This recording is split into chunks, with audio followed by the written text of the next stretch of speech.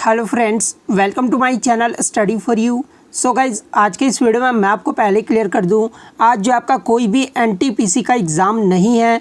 बस मैं ये वीडियो उन बच्चों के लिए लेकर आया हूं जिनका आगे आने वाले शिफ्टों में जो है एनटीपीसी का पेपर होने वाला है। और मैं आपको 100% ये गारंटी देता हूं कि आपके एग्ज़ाम में जो इसी प्रकार से जो है प्रश्न पूछे जा रहे हैं, तो जिनका भी आगे आने वाले शिफ्टों में पेपर है वो इस वीडियो को जो है लास्ट तक ज़रूर देखिएगा। और आपसे रिक्वेस्ट करता हूं, अभी तक आपने मेरे चैनल को अगर सब्सक्राइब नहीं किया है तो रेलवे से रिलेटेड पल पल के अपडेट के लिए जो है चैनल को सब्सक्राइब ज़रूर कर दीजिएगा। और बगल में ही आपको एक बेल आइकन यानी घंटे का निशान भी दिख रहा होगा, तो आप उसी भी जो ज़रूर प्रेस कर दीजिएगा। तो चलिए वीडियो को स्टार्ट करते हैं। पहला क्वेश्चन है दोस्तों कि 1857 की क्रांति जो है ये पूर्ण रूप से कब समाप्त हुआ था। तो देखिए 1857 की जो क्रांति है ना, ये पूर्ण रूप से 1 नवंबर 1858 को समाप्त हो गया था। तो 1 नवंबर 1858 आपका यहाँ पे करेक्ट आंसर हो जाएगा।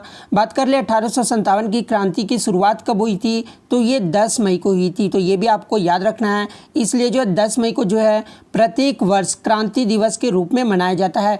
तो ये भी आपको याद रखना है। और इसे जो है प्रथम भारतीय स्वतंत्रता संग्राम और भारतीय विद्रोह के नाम से भी जाना जाता है। यदि एग्जाम में क्वेश्चंस पूछा जाए कि प्रथम भारतीय स्वतंत्रता संग्राम और भारतीय विद्रोह के नाम से जो किसे जाना जाता है, तो ये 1857 की क्रांति को जाना जाता है। तो ये भी आपको याद रखना है। नेक्स्ट क्वेश्चन आपका यहाँ पे दोस्तों कि साइमन कमीशन जो है भारत कब आया था। तो देखिए साइमन कमीशन जो है ये 3 फरवरी 1928 को जो है ये भारत में बम्बई में पहुँचा था। ठीक है, तो 3 फरवरी 1928 आपका यहाँ पे करेक्ट आंसर हो जाएगा। आपको बता दें कि साइमन आयोग जो है ये 7 ब्रिटिश सांसदों का समूह था और जिसका गठन कब हुआ था, तो ये 8 नवंबर 1927 को किया गया था। भारत में जो संविधान सुधारों के अध्ययन के लिए जो है ये किया गया था। किसका गठन, तो ये आपका साइमन कमीशन आयोग का जो है गठन किया गया था। और इनका जो मुख्य कार्य था ना, वो मॉन्टेग्यू चेम्सफोर्ड सुधार की जाँच करना था। तो ये मुख्य कार्य भी आपको याद रखना है। नेक्स्ट क्वेश्चन आपका यहाँ पर है दोस्तों कि भारतीय ध्वज जो है सर्वप्रथम किस अधिवेशन में फहराया गया था। तो देखिए भारतीय ध्वज जो है सर्वप्रथम यानी सबसे पहले जो है ये आपका कलकत्ता के 7 अगस्त 1906 में फहराया गया था। तो कोलकाता जो है आपका यहाँ पे करेक्ट आंसर हो जाएगा। और यहाँ से एक इम्पॉर्टेंट क्वेश्चन और पूछा जाता है दोस्तों, भारतीय ध्वज को जो है विदेश में सबसे पहले कहाँ किसने फहराया था और कब फहराया था, ये भी क्वेश्चन आपका एनटीपीसी में पूछा गया है। तो मैं आपको बता दूं कि विदेश में जो है सबसे पहले श्रीमती भिखाजी जी रुस्तम कामा, जिसको मैडम कामा भी बोला जाता है, इन्होंने जो है जर्मनी में स्टुटगार्ट नगर में 22 अगस्त 1907 में हुई 7वीं अंतर्राष्ट्रीय कांग्रेस में जो है भारत का प्रथम तिरंगा राष्ट्र ध्वज फहराया था। कहाँ पर, तो ये विदेश में फहराया था। और विदेश में कहाँ पर, तो जर्मनी में स्टुटगार्ट में। तो ये भी आपको याद रखना है। और कब फहराए थे, तो 22 अगस्त 1907 को। तो ये डेट भी आपको याद रखना है।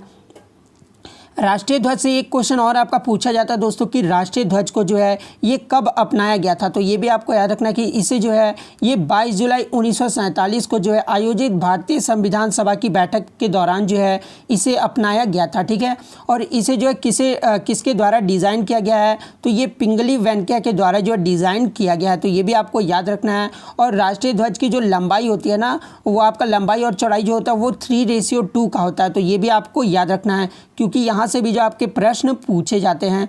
नेक्स्ट क्वेश्चन आपका यहाँ पे दोस्तों कि भारत का जो है प्रथम न्यूक्लियर प्लांट कहाँ पर स्थापित हुआ है। तो देखिए भारत का जो प्रथम न्यूक्लियर प्लांट है ना, ये तारापुर एटॉमिक पावर प्लांट है। और इसे जो है सबसे पहले महाराष्ट्र के पलगढ़ डिस्ट्रिक्ट में जो है स्थापित किया गया था। तो ये कहाँ पर है स्थापित है, तो ये महाराष्ट्र के पलगढ़ डिस्ट्रिक्ट में स्थापित है। ठीक है, और इसे जो है कब स्थापित किया गया था, तो ये 1969 में स्थापित किया गया था। तो ये भी आपको याद रखना है। ये तो आपका प्रथम न्यूक्लियर प्लांट हो गया। बात कर ले अगर प्रथम न्यूक्लियर रिएक्टर पूछा जाए कि कौन सा है भारत का प्रथम न्यूक्लियर रिएक्टर, तो ये अप्सरा है। तो ये भी आपको याद रखना है। और इसे जो है कब स्थापित किया गया था, तो ये 4 अगस्त 1956 को जो है एटॉमिक रिसर्च सेंटर टॉम्बे मुंबई में जो है परिसर में इसे स्थापित किया गया था। तो इसका डेट भी जो आपको याद रखना है। अन्य पावर प्लांट के बारे में जान लीजिए दोस्तों, जहां से जो आपके प्रश्न पूछे जा सकते हैं। तो कुडनकुलम न्यूक्लियर पावर प्लांट इसे जो है कब स्थापित किया गया था, तो 2013 में स्थापित किया गया था। और ये कहाँ पर है, तो तमिलनाडु में, तो ये भी आपको याद रखना है। कायगर न्यूक्लियर पावर प्लांट इसे जो 2000 में स्थापित किया गया था और ये कर्नाटक राज्य में है। उसके बाद नरोरा एटॉमिक पावर स्टेशन जो है इसे 1991 में जो है स्थापित किया गया था और ये उत्तर प्रदेश राज्य में है। उसके बाद ककरपर एटॉमिक पावर स्टेशन जो है इसे 1993 में स्थापित किया गया था और ये जो है गुजरात राज्य में है। उसके बाद कल्लपक्कम यानी मद्रास एटॉमिक पावर स्टेशन जो है ये आपका तमिलनाडु राज्य में है और इसे जो 1984 में स्थापित किया गया था। उसके बाद राजस्थान एटॉमिक पावर स्टेशन जो है इसे 1973 में जो स्थापित किया गया था और ये कहाँ पर है, तो ये राजस्थान में है। तो ये भी आपको याद रखना है।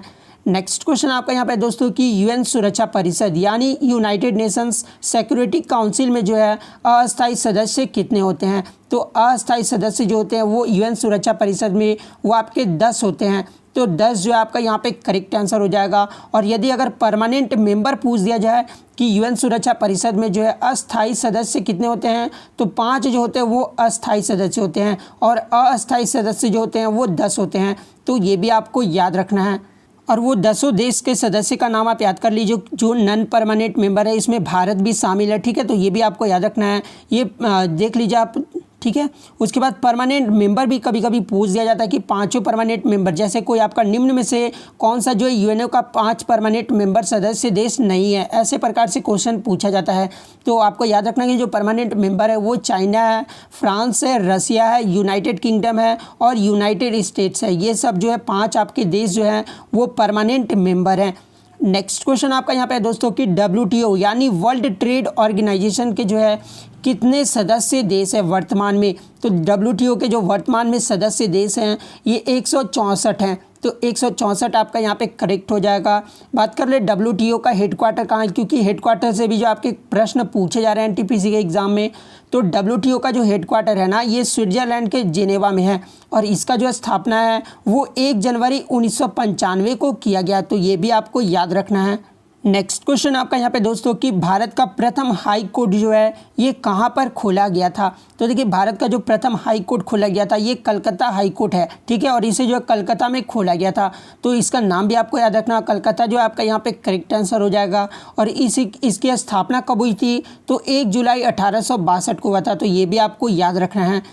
नेक्स्ट क्वेश्चन आपका यहाँ पे दोस्तों कि यूनेस्को विश्व धरोहर सूची में जो है जून 2020 तक कितने हेरिटेज स्थल शामिल हैं। तो यहाँ पे देखिए विश्व में पूछा गया है। तो विश्व में जो विश्व धरोहर सूची में जो शामिल हेरिटेज स्थल शामिल हैं वो 1121 हैं। तो 1121 आपका यहाँ पे करेक्ट आंसर हो जाएगा, जिसमें भी जो आपके 3 कैटेगरी के आते हैं। एक तो आपका कल्चरल आ जाता है, एक आपका नेचुरल आ जाता है और जो आपके मिक्स्ड प्रॉपर्टीज़ भी आते हैं। तो कल्चरल में जो 869 है और आपके नेचुरल में जो वो 213 है और मिक्स्ड प्रॉपर्टीज़ में जो वो 39 है। तो ये भी आपको याद रखना है। और कुल जो विश्व हेरिटेज जो स्थल जो है उसमें कुल 167 देश हैं। तो ये भी आपको याद रखना है।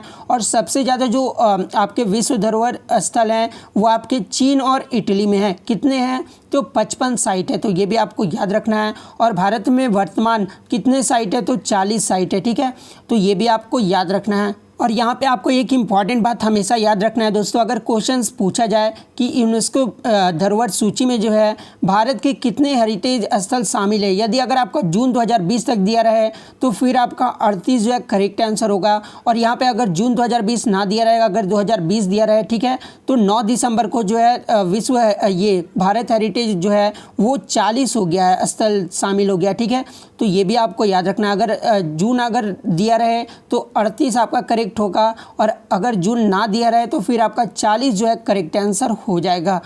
नेक्स्ट क्वेश्चन आपका यहाँ पे दोस्तों कि सबसे ज़्यादा बॉक्साइट का उत्पादन जो है ये किस राज्य में होता है। तो देखिए सबसे ज़्यादा जो बॉक्साइट का उत्पादन है ना ये उड़ीसा राज्य में होता है। इसके अलावा आयरन, मैग्नीज, क्रोमाइट, निकल, बॉक्साइट ये सब जो आपके है ना पदार्थ ये सबसे ज़्यादा उत्पादन उड़ीसा राज्य में ही किया जाता है। इसके अलावा सिल्वर का जो उत्पादन है ये राजस्थान राज्य में किया जाता है। कॉपर का उत्पादन जो है अग्रणी जो राज्य है वो मध्य प्रदेश है। डायमंड में जो अग्रणी राज्य है वो भी आपका मध्य प्रदेश है। यूरेनियम में जो अग्रणी राज्य है वो आंध्र प्रदेश है। थोरियम में केरल है और गोल्ड में कर्नाटक है। तो ये सारे फैक्ट जो आपको याद रखना है। और यदि एग्जाम में पूछा जाए दोस्तों कि सबसे ज़्यादा कोयला का उत्पादन किस राज्य में होता है, तो ये झारखंड राज्य में होता है, तो ये भी आपको याद रखना है। नेक्स्ट क्वेश्चन आपका यहाँ पे कि सुकन्या समृद्धि योजना का शुभारंभ जो है ये किसने किया था। देखिए एनटीपीसी एग्जाम में जो आपके हर शिफ्ट में एक ही योजना से भी जो आपके लगातार क्वेश्चंस पूछे जा रहे हैं, तो सुकन्या समृद्धि योजना का जो शुभारंभ है ना, ये आपका 22 जनवरी 2015 को किया गया था। और किसने किया था, तो ये पीएम नरेंद्र मोदी ने पानीपत हरियाणा से इसकी शुरुआत की थी। तो नरेंद्र मोदी आपका यहाँ पे करेक्ट आंसर हो जाएगा। नेक्स्ट क्वेश्चन आपका यहाँ पे दोस्तों कि सरदार सरोवर बांध जो है ये किस नदी पर है। तो देखिए सरदार सरोवर बांध जो है ये आपका नर्मदा नदी पर बना हुआ है, तो नर्मदा नदी जो है आपका यहाँ पे करेक्ट आंसर हो जाएगा। नेक्स्ट क्वेश्चन आपका यहाँ पे कि गांधी सागर डैम जो ये किस राज्य में है। तो देखिए डैम भी आपका पूछा जा रहा है, तो गांधी सागर डैम जो है ये आपका मध्य प्रदेश राज्य में है। और किस नदी पर है ये गांधी सागर डैम, तो ये चंबल नदी पर है, तो ये भी आपको याद रखना है। तो मध्य प्रदेश आपका यहाँ पे करेक्ट आंसर हो जाएगा। अन्य डैम के बारे में जान लीजिए दोस्तों जहाँ से आपके प्रश्न पूछे जा सकते हैं। कोयना बांध ये जो है किस नदी पर है, तो कोयना नदी पर है। और ये कहाँ पर है, तो ये महाराष्ट्र राज्य में, तो ये भी आपको याद रखना है। गांधी सागर बांध जो है ये चंबल नदी पर है और ये मध्य प्रदेश राज्य में है। उसके बाद बगलिहार बांध जो है ये आपका चिनाब नदी पर स्थित है और ये जो जम्मू और कश्मीर में है, ठीक है, तो ये भी आपको याद रखना है। और भाखड़ा नांगल बांध की बात कर ले तो ये सतलज नदी पर है और ये पंजाब में है, तो ये भी आपको याद रखना है। मुला पेरियार बांध भी जो है आपका ये पेरियार नदी पर है और ये केरल राज्य में, तो ये भी आपको याद रखना है। एक आपका मैथन बांध के बारे में पूछा जाता है, ये बराकर नदी पर है और ये झारखंड राज्य में है। तो ये सारे जो आपको बांध का नाम जो है याद रखना है और किस नदी पर और किस राज्य में है, ये सारा कुछ आपको याद रखना है। नेक्स्ट क्वेश्चन आपका यहाँ पे दोस्तों कि मुगल शासक अकबर कब राजगद्दी पर बैठा था। तो देखिए अकबर का जो राज्याभिषेक किया गया था ये 14 फरवरी 1556 को किया गया था और इसका जो कार्यकाल रहा था वो 11 फरवरी 1556 से लेकर जो है 27 अक्टूबर 1605 तक रहा था। तो इसका कार्यकाल भी आपको याद रखना है। नेक्स्ट क्वेश्चन आपका यहाँ पे दोस्तों कि आरटीआई एक्ट जो ये कब लागू हुआ था। तो देखिए आरटीआई का जो फुल फॉर्म होता है ना वो राइट टू इन्फॉर्मेशन होता है, ठीक है। और इस एक्ट को जो है ना ये आपका लागू किया गया था कब, तो ये 12 अक्टूबर 2005 को किया गया था। तो 12 अक्टूबर 2005 आपका यहाँ पे करेक्ट आंसर हो जाएगा। और एग्जाम में अगर क्वेश्चन पूछा जाए दोस्तों कि आरटीआई एक्ट को जो है कब पारित किया गया था, अगर ये क्वेश्चन पूछा जाए पारित कब किया गया था, तो 15 जून 2005 को जो इसे पारित किया गया था। तो आपको कंफ्यूज नहीं होना, पारित कब किया गया था, तो 15 जून 2005 को। और लागू कब किया गया था, तो 12 अक्टूबर 2005 को। तो 12 अक्टूबर 2005 जो आपका यहाँ पे करेक्ट आंसर हो जाएगा। तो इतने क्वेश्चन आपके लिए लेकर आया हूँ दोस्तों और साथ ही साथ जो आपको एक्स्ट्रा फैक्ट के साथ बताया हूँ। तो अगर वीडियो अच्छी लगी हो तो वीडियो को लाइक करना बिल्कुल भी मत भूलिएगा और चैनल पर नए हैं तो चैनल को सब्सक्राइब जरूर कर दीजिएगा इसी तरह प्रैक्टिस सेट पाने के लिए। और अगर इसका पीडीएफ चाहिए तो टेलीग्राम पे जो आप सर्च कीजिएगा स्टडी फॉर यू, ठीक है, तो आपको मेरा चैनल का जो है लिंक मिल जाएगा, आप वहाँ से ईजिली इसका पीडीएफ प्राप्त कर सकते हैं। तो मिलते हैं नेक्स्ट वीडियो में, तब तक thank you, all the best.